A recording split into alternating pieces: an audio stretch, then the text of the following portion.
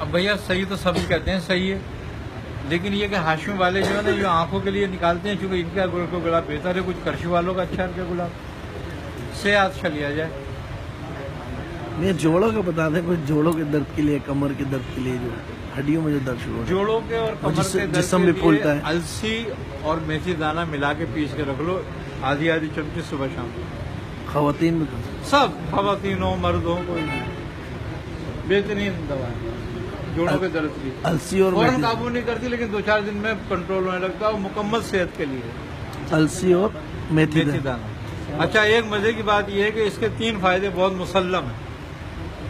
एक फायदा इसका यह है, थोड़ा सा कि ये बांझपन को दूर करता है, सुबह चाहे औरत में हो चाहे मर्द में। अच्छा। दूसरा फायदा जोड़ों की तकलीफ को दूर करता है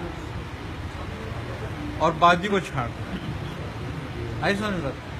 और तीसरा फायदा इसका ये है कि ये कमर के मोहरों में और जोड़ों में जो गैप आ जाता है, उसकी गैप को दूर करता है, उसमें लुआब पैदा करके उसको भरता है।